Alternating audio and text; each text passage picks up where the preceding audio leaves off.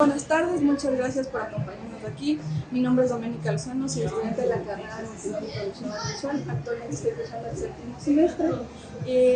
Esta entrevista más que todo es con el fin de evaluar una opinión acerca sobre los riesgos y peligros del grooming en adolescentes. Entonces, antes de iniciar, me gustaría que nos cuentes un poco de tu experiencia dentro de la psicología.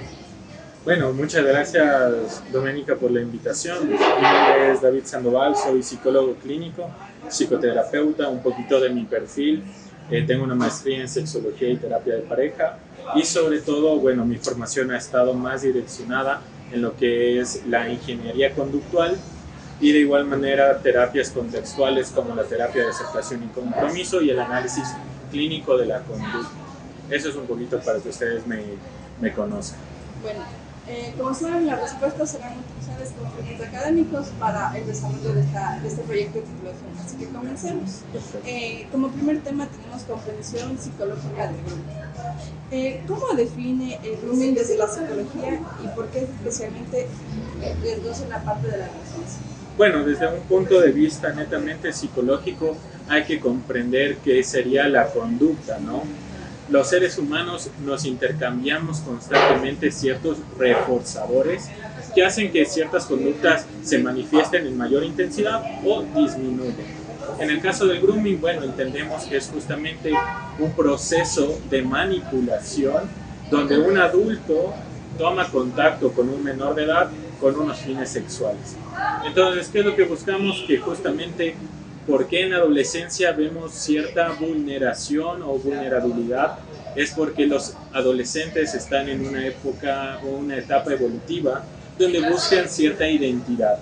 Sobre todo ahorita que hay muchas cosas ya más riesgosas, como ese acceso muy rápido a internet, poca supervisión de los padres. Los adolescentes están muy expuestos a eso. Entonces, por eso y porque están en una etapa donde buscan apoyo social, donde buscan una pertenencia, pues se vuelven más vulnerables a sufrir este tipo de violencia, porque es lo que es. El grooming es equivalente a violencia. Claro. Bueno, más que todo nos centramos un poco en esta parte de las conductas, porque muchos jóvenes se quedan callados a partir de la situación de grooming y todo eso. Entonces es lo que también queremos saber. ¿De qué manera podemos llegar a que se prevenga esta parte? Entonces, ¿qué características del desarrollo adolescente facilitan esta vulnerabilidad en el grupo? Bueno, por una parte, desde un tema netamente evolutivo, la vulnerabilidad que ellos tienen por una búsqueda de pertenencia. Pertenecer a ciertos grupos brinda esta seguridad psicológica que necesitan los adolescentes de encajar. Por eso vemos, no solo en el grooming, luego que se hacen tatuajes, se buscan por un tema de ciertos cortes de pelo, ciertas modas, por un tema de pertenencia. Ellos buscan ese reforzador, sentirnos acompañados. De igual manera, justamente como ahora estamos en la época digital, reforzar con likes, con halagos, somos más sensibles. Las personas en cualquier etapa evolutiva, por así decirlo, somos altamente sensibles a los halagos. Uno va, por ejemplo, al mercado, vecinito, casero, guapo, lleva esto, uno incluso se siente más como que acogido. Entonces imagínense un adolescente que encuentre esos y que a veces posiblemente en casa no encuentren un reforzador así. De igual manera, ¿qué es lo que buscamos o vemos? El uso excesivo de tecnología. Entonces, claro, a diferencia de un adulto que posiblemente tenga otras responsabilidades como trabajar y cosas así, el adolescente tiene responsabilidades limitadas, más enfocado a los estudios. Eso hace que su tiempo libre, si tienen poca supervisión o pocos hobbies, usen mucho redes sociales. Y ahí se va promocionando como que estas conductas. Claro, más que todo, lo que estás hablando, la parte de la era digital. Los jóvenes nacieron en esta parte de que ahora todo se redirige a Instagram, que es la red social que nosotros podemos usar. Entonces es como que la aceptación, el buscar un like, que me den un like, es como que me dices, ya me gusta lo que está compartiendo. Eso pasa últimamente en la adolescencia. Tengo una hermana que pertenece justamente a esta era digital y es la aceptación que todos tienen y buscan. Entonces, hablemos un poquito de por qué el grooming suele pasar desapercibido en estas primeras etapas. Bueno, ¿cuáles son cosas claves? Por ejemplo, hay, como les decía, el grooming es equivalente a violencia, pero también no es una violencia tan explícita como un golpe, como agresiones verbales en un inicio. Entonces empieza siendo una violencia más silenciosa, como en base a manipulaciones y cosas así, donde el adolescente también hay que tomar en cuenta que cuando no hay una buena red de apoyo, el adolescente va a tender a guardarse muchas cosas. Y su red de apoyo más cercana son sus pares, es decir, otros adolescentes que tienen exactamente las mismas dificultades y o carencias sociales, como es el comunicar de forma correcta o buscar más redes de apoyo. Entonces, claro, pasamos desapercibidos porque incluso cuando no hay una buena comunicación entre figuras autoritarias y figuras de apoyo que vendrían a ser los padres, es mucho más fácil que el adolescente se guarde. El retraimiento social, el aislamiento social, es algo que influye mucho en esta etapa sobre todo. Claro, hablando un poco de lo que me comentas, los adolescentes es como que lo que les pasa o lo que ellos hacen piensan que está mal y que decide a alguien como un adulto lo puede juzgar y no lo puede entender. Eso me ha pasado a mí con mis papás porque uno no sabe la reacción que pueda tener. Centrándonos más en el grooming, es por estas situaciones que pasan dentro también con los depredadores sexuales. El chantaje y la manipulación vienen de la mano para que ellos tengan esta parte de sentirse seguros como una figura de que él me da atención y yo puedo sentirme bien. Entonces, ayer también tuvimos una entrevista con el ingeniero en ciberseguridad que nos ayudó con la parte técnica. Nos dijo que también se debe a lo que son los apegos, los tipos de apegos. He leído un poco de eso, entonces hay cosas que sí se reflejan. Como un niño no tiene la imagen presente de sus padres desde que son pequeñitos, es como que reflejan eso en las conductas que tienen tanto en las redes sociales. Entonces, más que todo, ¿cómo influye la necesidad de esta aceptación social? Bueno, desde el ámbito psicológico más del conductual, hay algo que quiero complementar, justo que topaste el tema de los depredadores sexuales. La vergüenza es algo que ellos suelen utilizar y entonces la vergüenza se convierte como en este reforzador que uno quiere evitar. Yo no me quiero sentir avergonzado y por eso viene el chantaje. Entonces, como nosotros somos altamente sensibles a ser halagados, también somos altamente sensibles a ser avergonzados. Entonces, eso genera que yo huya literalmente de lo que yo no quiero experimentar, en este caso vergüenza y sobre todo rechazo. Entonces, sentirnos rechazados es algo sumamente aversivo para las personas. Entonces, buscamos siempre ser aceptados. Por eso, y si encuentro esta figura, aquí hablamos de una figura en sí violenta, pero que me brinda eso, por más que yo quiera separarme de eso, lo voy a buscar, porque eso es altamente, nosotros lo llamamos apetitivo, o sea, nos genera mucho movimiento hacia, por más que nos genere un daño. Claro. Esto hasta a mí me ha pasado porque sí. Muchos se llaman la atención por lo que uno ve y luego piensa que esa reacción va a ser positiva y luego traen consecuencias más graves y hasta tal punto que pueden llegar a accidentes, pueden llegar a violaciones y todo eso, más que todo centrado en los jóvenes. Correcto. Entonces, ¿qué diferencia hay grooming de una interacción digital normal? Bueno, hay que tomar en cuenta lo que nosotros denominamos la simetría o asimetría del poder. ¿Qué es esto clave? Por ejemplo, tú y yo ahorita somos simétricos en poder porque somos dos adultos conversando. Una relación asimétrica es cuando alguien está por encima. En este caso, un adulto, por temas biológicos, de madurez, de poder económico, va a estar por encima de un adolescente. Entonces hay una asimetría de poder, que es lo normal que los adolescentes tengan interacciones con otros adolescentes, porque son simétricos, están a la par, pero aquí no pasa eso. Entonces, con esta simetría, ¿y por qué decimos de poder? Porque ellos tienen el poder de influenciar en las conductas de los adolescentes. Y aquí hay que tomar en cuenta dos aspectos: la intención y el control. ¿Con qué intenciones yo establezco una relación?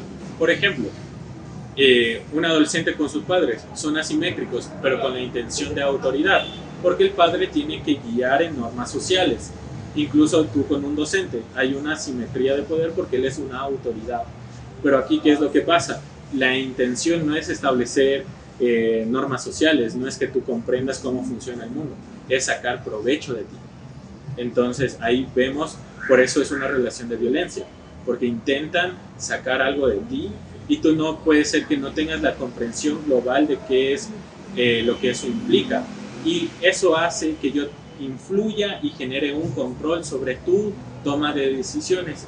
Por eso también es un tema riesgoso en esta época o en esta edad, porque los adolescentes no han concientizado o no tienen desarrollado muy bien la habilidad de tomar decisiones en cuanto a decisiones a corto plazo y largo plazo. Ellos son muy fáciles de gestionar como la recompensa inmediata, como un niño. ¿Quieres que se porte bien? Toma un dulce, ya, se pasó el berrinche.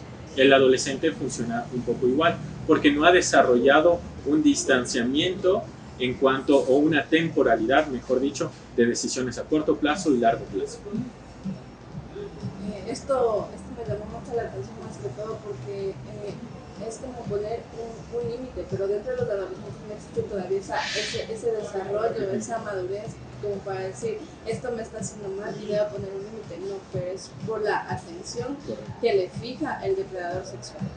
Bueno, pasando al segundo tema, vamos a hablar de los patrones conductuales en víctimas.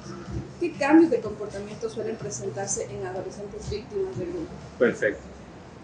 En cualquiera, o tú notas como que una persona está sufriendo, padeciendo algún tipo de malestar, con algo muy claro: aislamiento social. Y eso, el aislamiento, es una de las peores cosas que nos puede pasar como seres humanos. Lo vivimos en la pandemia. Todo el mundo ahí repuntaron como que muchas cosas de salud mental. Entonces, aislarse, o que una persona tienda a aislarse, sobre todo de su red de apoyo más cercana, familia, amigos, pareja, lo que sea, involucra una señal de alerta, o ya es una conducta que uno tiene que estar muy pendiente. De ahí el uso excesivo de celular, y sobre todo ya no un uso como muy abierto de yo estoy aquí con mi celular frente a mi papá, por ejemplo, sino yo utilizo de una forma de un secretismo, es decir, me aíslo para utilizar el celular, o uso el celular todo el tiempo, o estoy como que muy alerta o muy pendiente del celular. Entonces son esos conductos. Y también, sobre todo, cambios bruscos de nuestro humor. Es decir, el adolescente está normal, pero apenas le dicen algo: oye, no me gustó cómo hiciste eso. Son muy explosivos. Entonces, o reacciones muy exageradas de humor, son cambios conductuales que uno tiene que estar pendiente. Claro, eso notaba más que todo a mi hermana. Mi hermana puede estar tranquila, pero se le dice algo y es muy explosiva, y al instante pasa eso. Entonces, últimamente siento que estas son las actitudes que se presentan en los adolescentes cuando sucede o está algo más de fondo, y querer preguntarles es como que ellos se quedan callados y no quieren decir. Y esto me centra más porque hay muchos jóvenes que se quedan callados, y esa es la parte donde muchos piensan: ¿qué podemos hacer si él no dice nada y se queda callado? Correcto. Entonces, ¿qué señales emocionales pueden alertar a los padres y a los docentes también? Claro. Bueno, lo que veníamos hablando. La vergüenza a veces, la mayoría de ocasiones viene acompañado también de culpa. Entonces, culpa excesiva o vergüenza excesiva hace, o ya es una señal emocional muy clara. O sea, ves adolescentes que se pasan culpando todo el tiempo, o apenas le das como una retroalimentación, no un llamado de atención: oye, tal vez esto lo pudiste haber hecho mejor. Ya son adolescentes que se quedan con eso. ¿Y qué es lo que pasa? Que son muy autocastigadores. o se reprochan mucho, es que no sirvo, es que lo hago todo mal y cosas así, vamos viendo. De igual manera, como que el tema de la ansiedad es muy presente.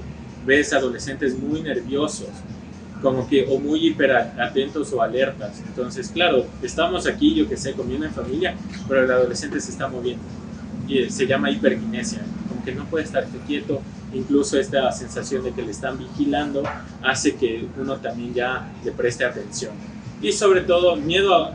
Bueno, esto es muy difícil como estamos en la era digital, pero el miedo a perder el celular o que alguien toque el celular puede ser algo como que te llame mucho la atención. Por ejemplo, tú ahorita que tienes mi celular, yo puedo estar tranquilamente, pero puede ser que a un adolescente que esté en esta dinámica violenta le genere muchísima ansiedad. Es que ya va a ver, y ahí va el secretismo, es que ellos lo utilizan con un fin que no está bien.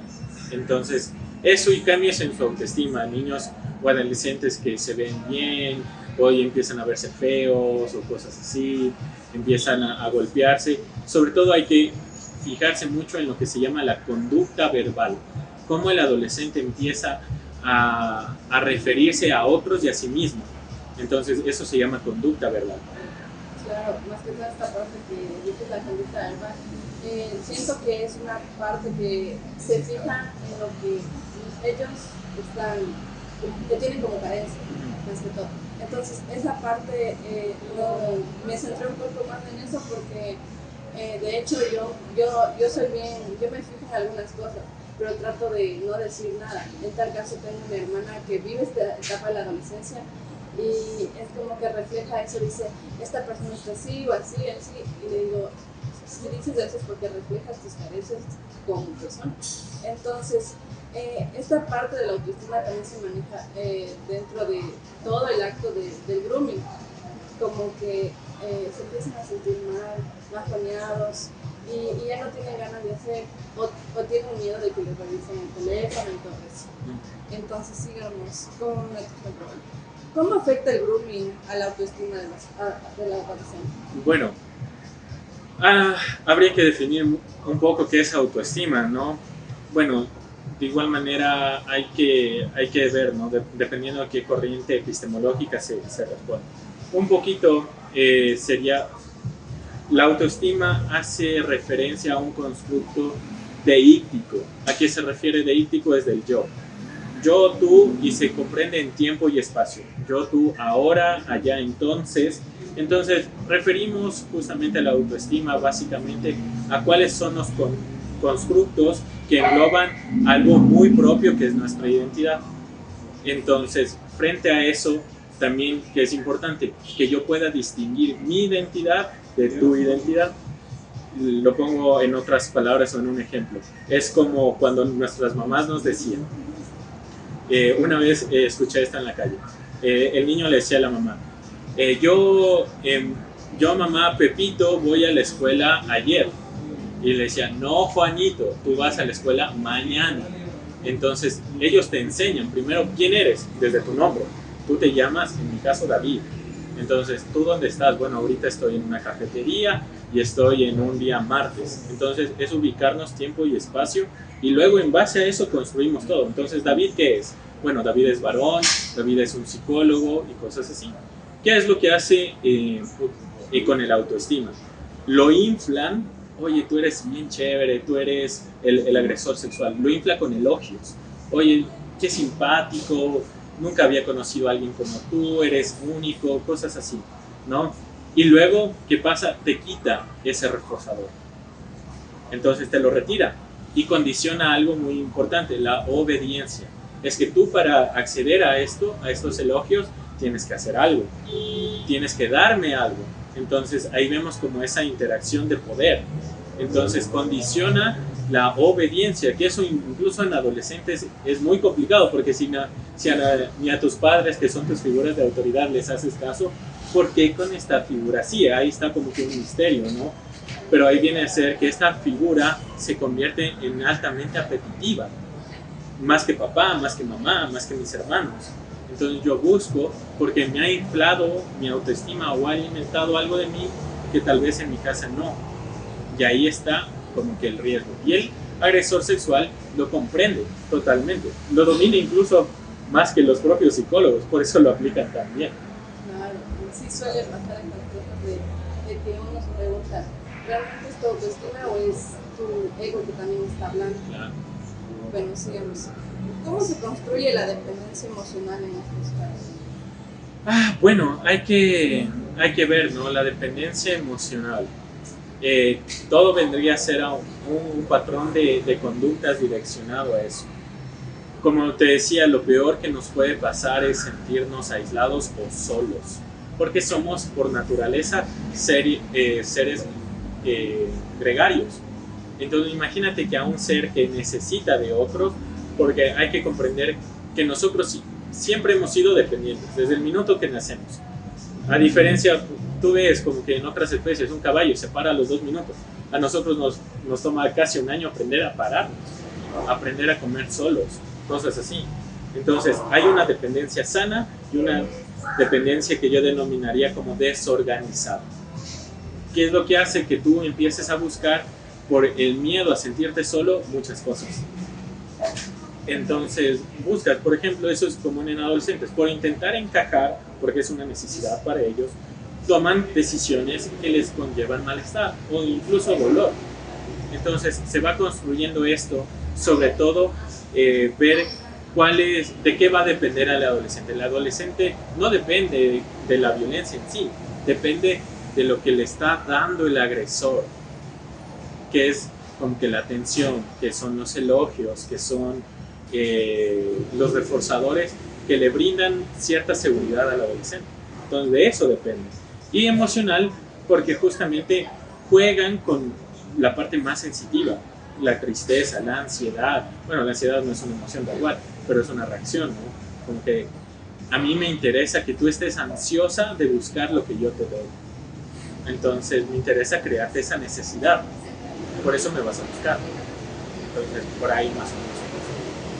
Como que se mantiene esta parte de que yo siento eso y de una u otra forma Correcto. por buscar. Y sobre todo, que tú tengas la ilusión o la idea de que solo yo te lo puedo dar. Esto es algo que solo mi persona, mi figura, podría entregar. Entonces, el típico de no vas a encontrar nadie como yo. Claro, eso suele pasar mucho también en las relaciones que se establecen y todo eso. Bueno,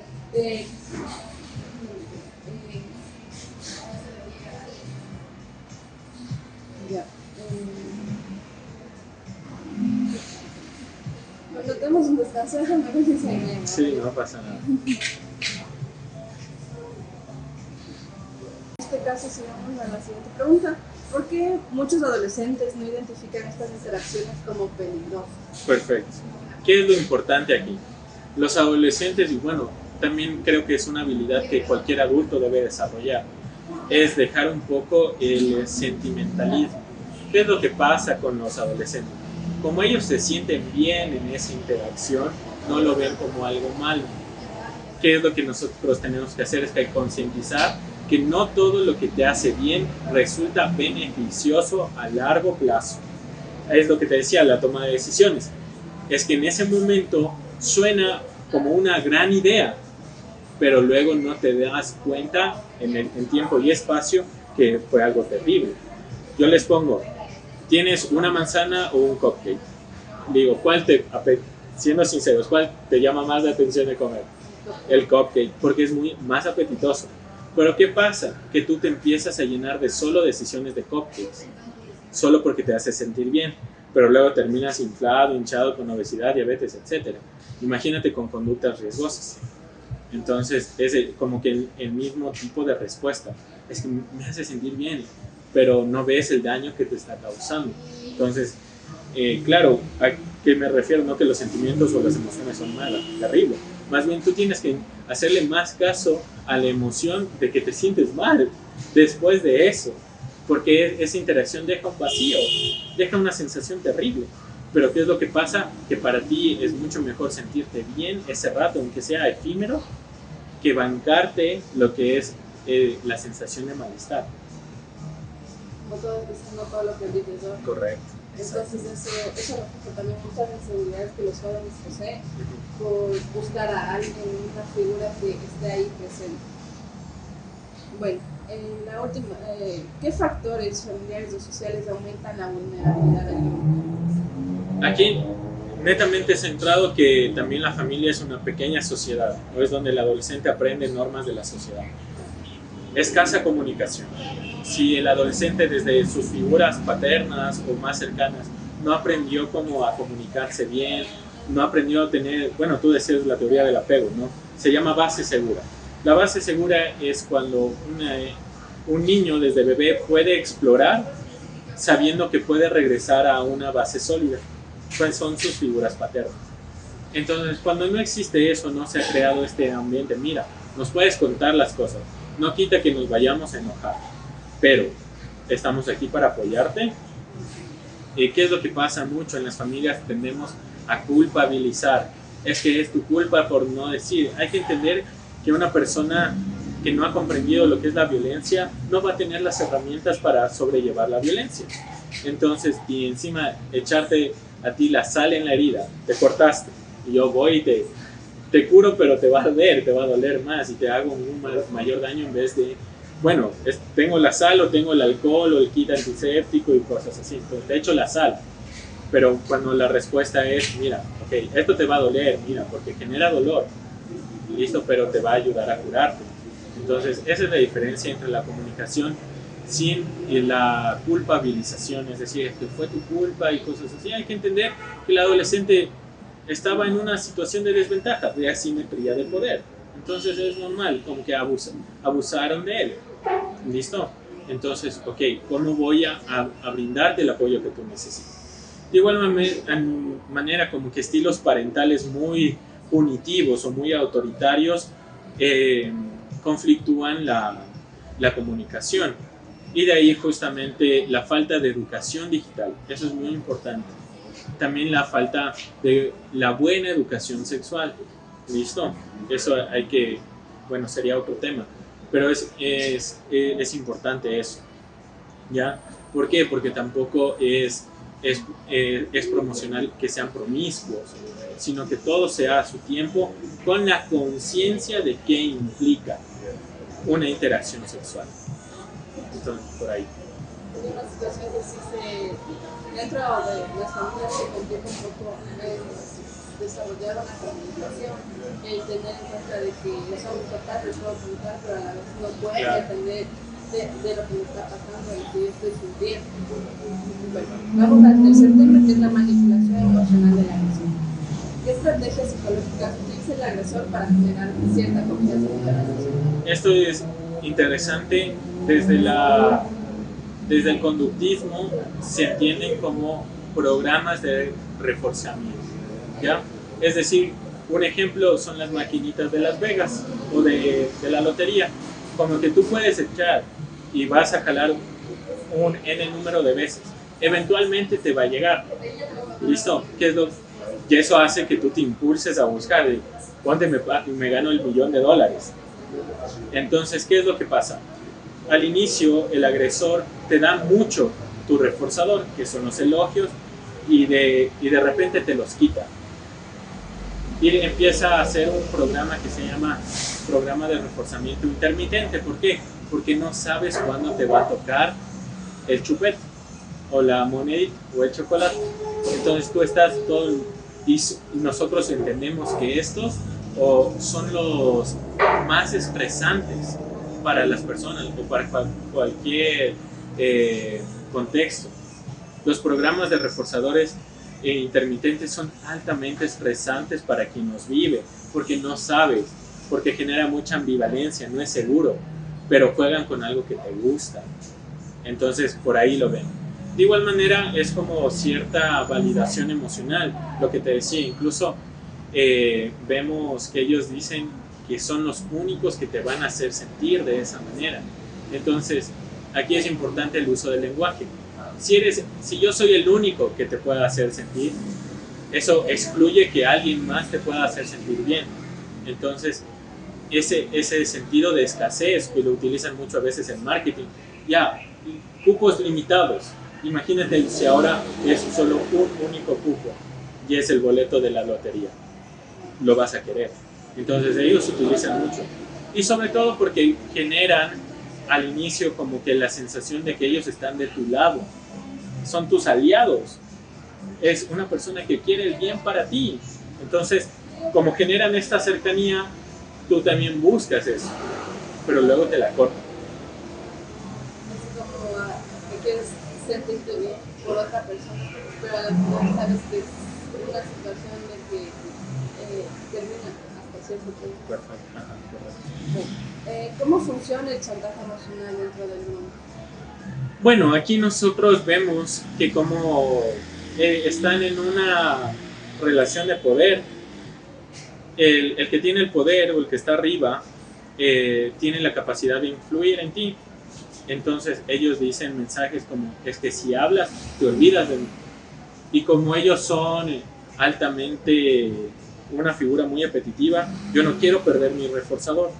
Entonces ahí está la manipulación. Yo tengo que someterme a ti. Por eso es una relación de poder.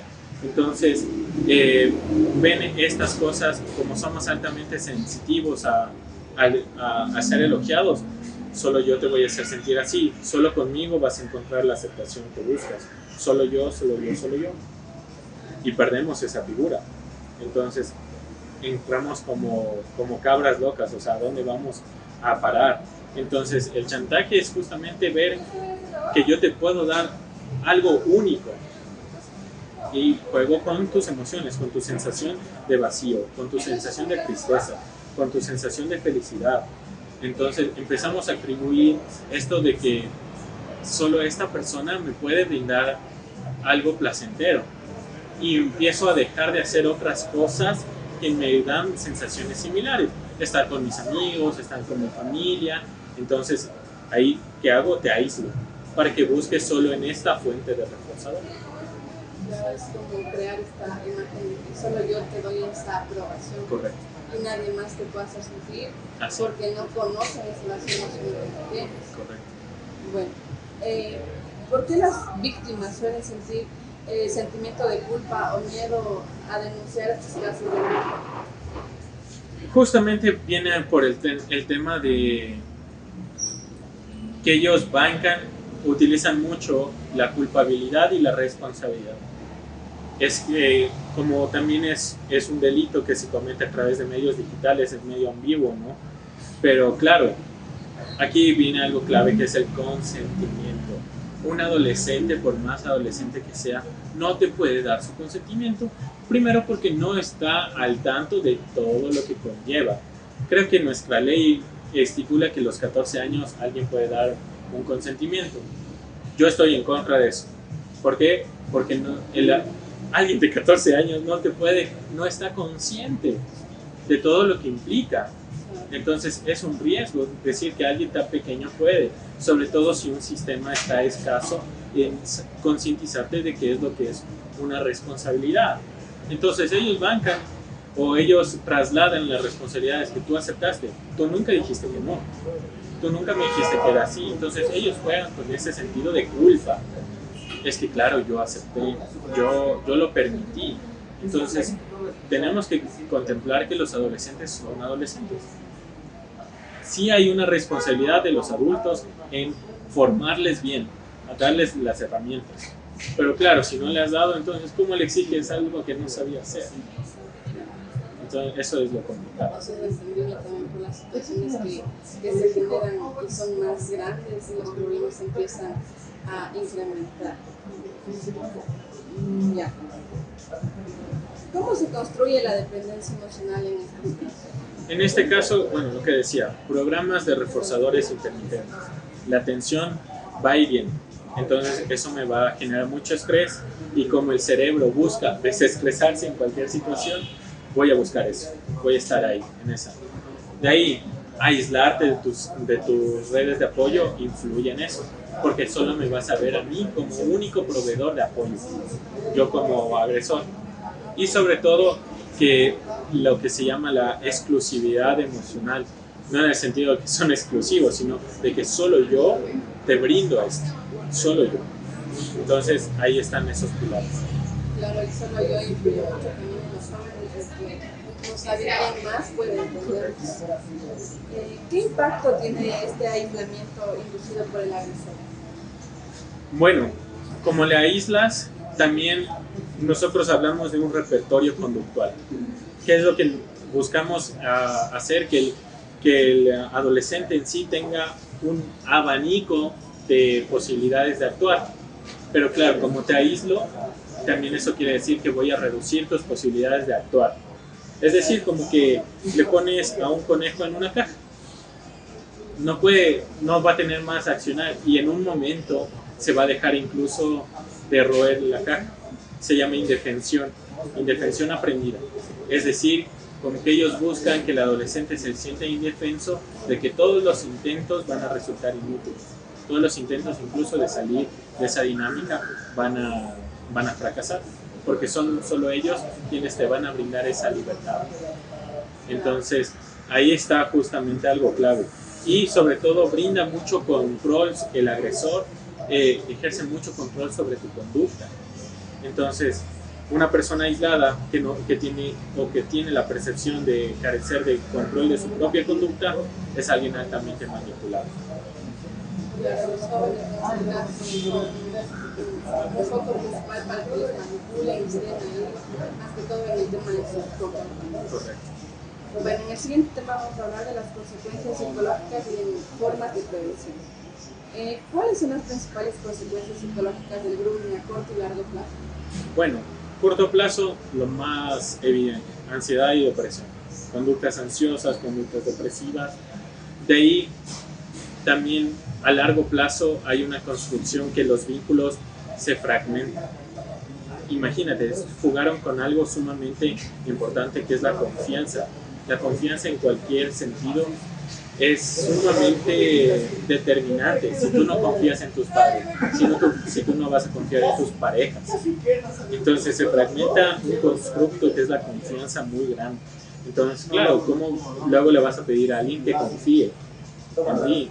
Entonces se fragmentan problemas de autoimagen o de autoestima, como que, bueno, yo estoy en contra de eso que dicen el autoestima alta o baja porque es medio ambiguo de medir, pero claro, son personas que se autodefinen de formas poco compasivas, feas, que no sirven para nada, cosas así.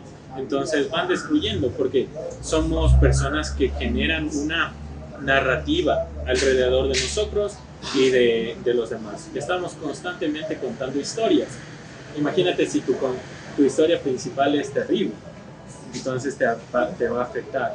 Y de ahí desconfianza o vergüenza crónica. O sea, personas suele pasar mucho en víctimas de violencia, que suelen utilizar prendas muy anchas, taparse, luego posteriormente intimidad con la pareja. O sea, son personas que les cuesta mucho y desencadenan en otras cosas que se ve ya en poblaciones adultas o en ámbitos más sexológicos. Claro, estas consecuencias también se centran en lo que uno cree. Y bueno, a mí también dentro de lo que cabe estas partes de las creencias y de lo que se impone, es lo que también pasa entre las familias y todo lo que se hacen creer de que lo que está bien y lo que está mal.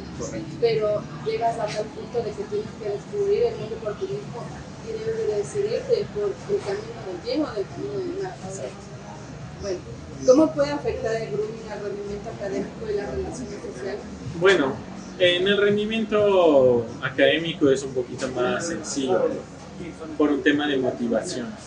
Son personas que rinden menos, que se sienten muy decaídas constantemente, entonces que incluso aquí un ámbito un poco más existencial, han perdido un sentido, el sentido de la vida, que eso es algo sumamente crítico, porque imagínate, atacaron a la identidad, entonces ¿cómo buscas un sentido sin una identidad?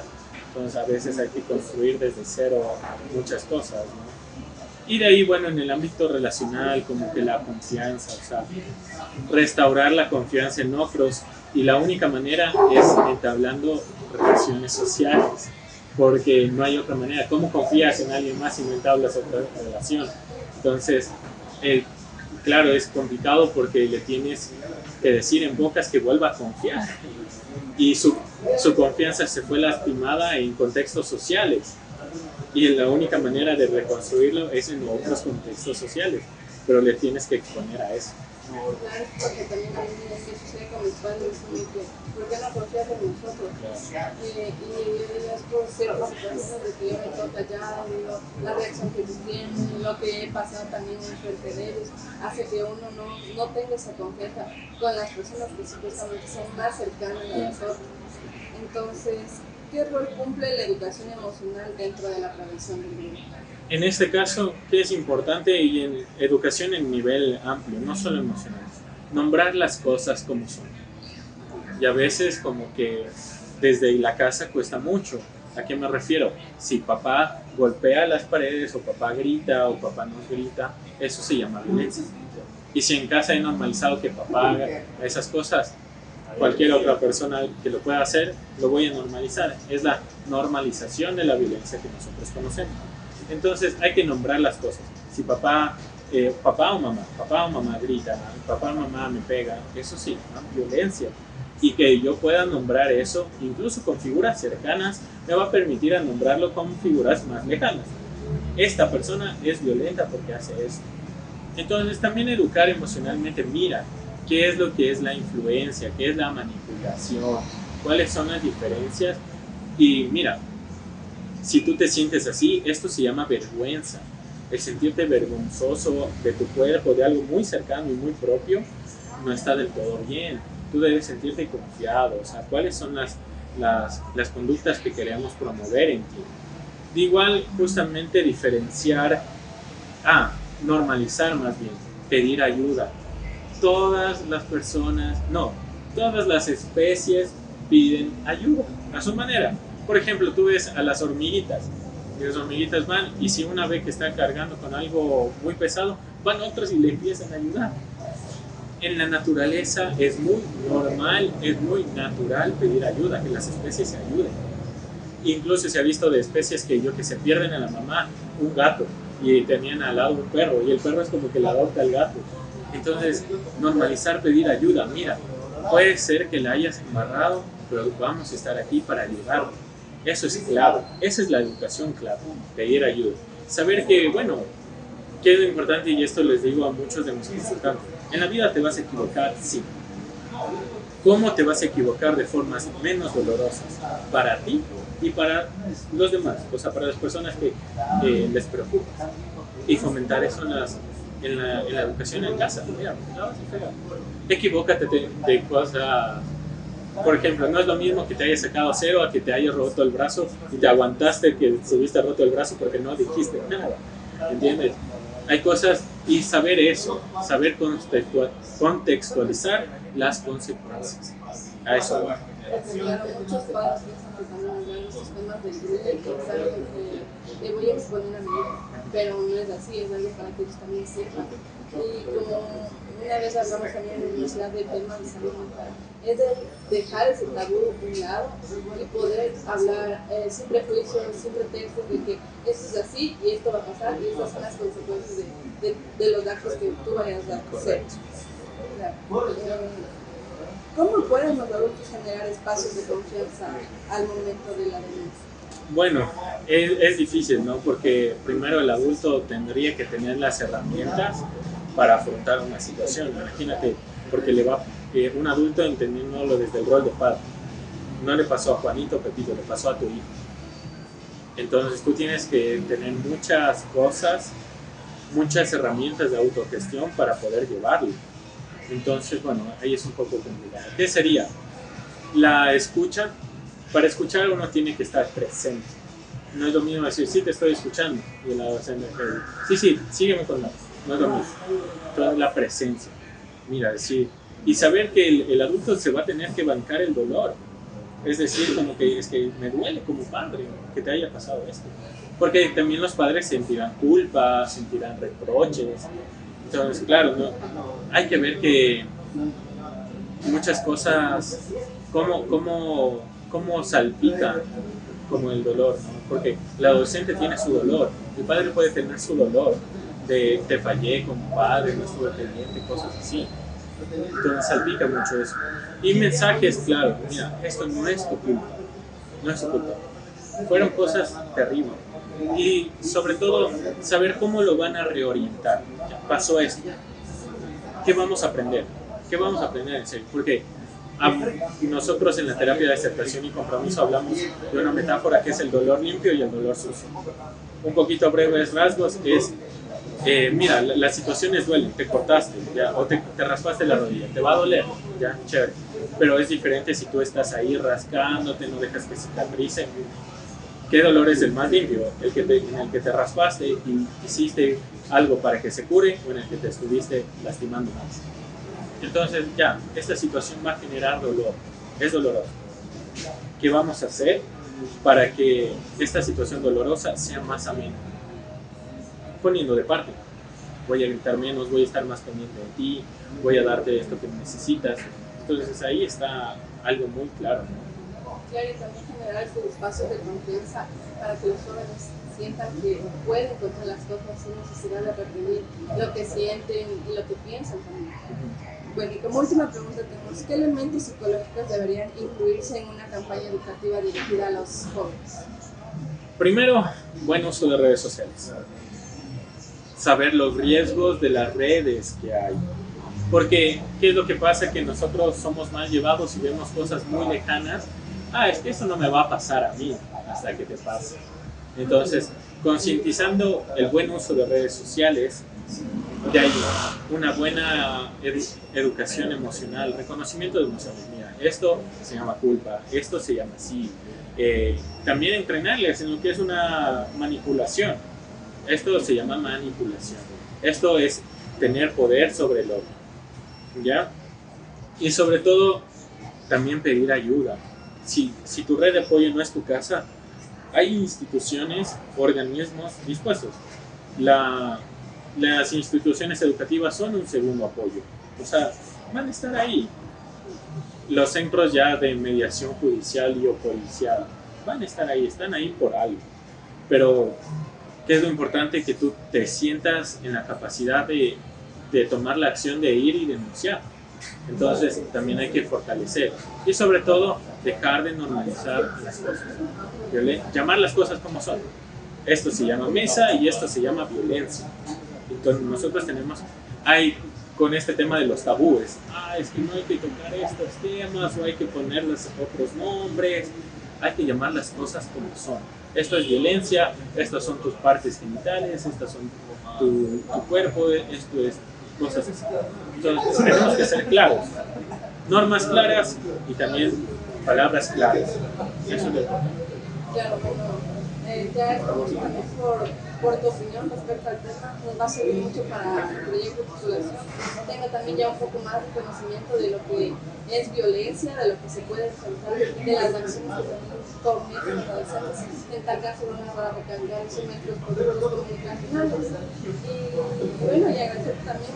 Ha sido una conversación muy amena, muy amplia y muchas gracias también por tu disponibilidad. Con gusto, más bien que les sirva esto. Muchas gracias.